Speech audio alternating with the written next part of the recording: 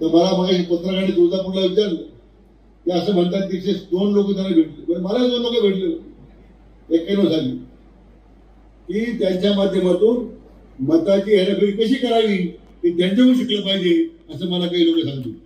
आता isakal.com आहे देशातील नंबर 1 ची मराठी न्यूज वेबसाईट. प्रत्येक अपडेटसाठी isakal.com ला नक्की भेट द्या. तर महाराष्ट्राच्या या महायुती सरकारमध्ये आमचे सर्वांचे नेते, राज्याचे लोकप्रिय मुख्यमंत्री माननीय देवेंद्रजी फडणवीस साहेब यांनी एकच संकल्प केलेला आहे, तो दुष्काळमुक्त महाराष्ट्र झाला पाहिजे ही भूमिका त्यांनी घेतलेली आहे.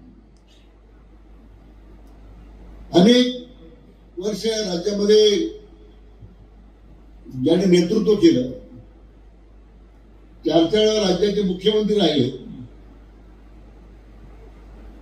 दुर्दैवाने महाराष्ट्राच्या पाणी प्रश्नाकडे सातत्याने त्याचं दुर्लक्ष राहिलं. जायकवाडी धरण त्या काळामध्ये झालं त्यावेळी स्वर्गीय शंकरराव चव्हाण साहेबांच्या पुढाकारामध्ये झालं. म्हणून मराठवाड्याच्या काही भागाला त्यामुळे त्या निमित्तानं पाणी मिळालं. नंतरच्या काळामध्ये बांद्रा झालं, बाकी प्रकल्प झाले, माननीय पद्मश्री पाटील साहेबांनी प्रयत्न केले, परंतु दुष्काळी भागाला पाणी देणं हे अनुत्पादक स्वरूपाचं काम आहे.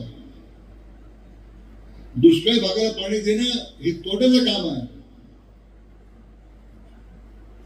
हा विचार करून घ्या, विचारानं या राज्याला पुढे घेऊन जाणारे एक नेतृत्व आपल्याला गेले अनेक वर्ष लागलं.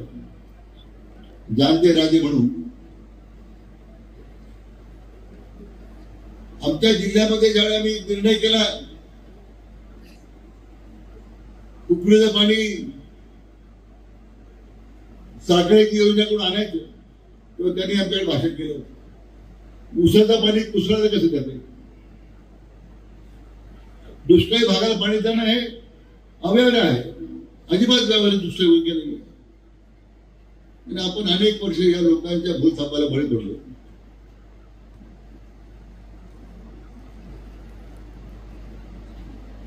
आज संपूर्ण मराठवाडा किंवा जो दुष्काळी भाग राज्यामध्ये पाहायला मिळतो, केवळ एकच विशिष्ट भाग विकासाच्या दृष्टीने पुढे जाण्याचा प्रयत्न झाला.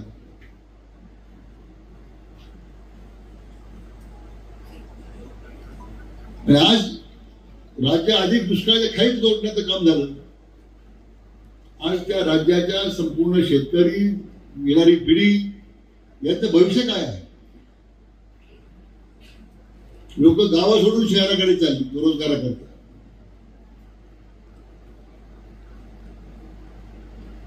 त्यावेळी पद्मश्री विलिपालीबाई देसाई मुद्दापणे सांगत होतो की अनेक वर्ष सत्तेत राहिलेल्या मंडळींनी तिला उल्लेख केला, आमच्या जाणत्या राजाने मात्र महाराष्ट्र उपाशी ठेवला, फक्त एकामेकांची गिरवायची, घर फोडायचे.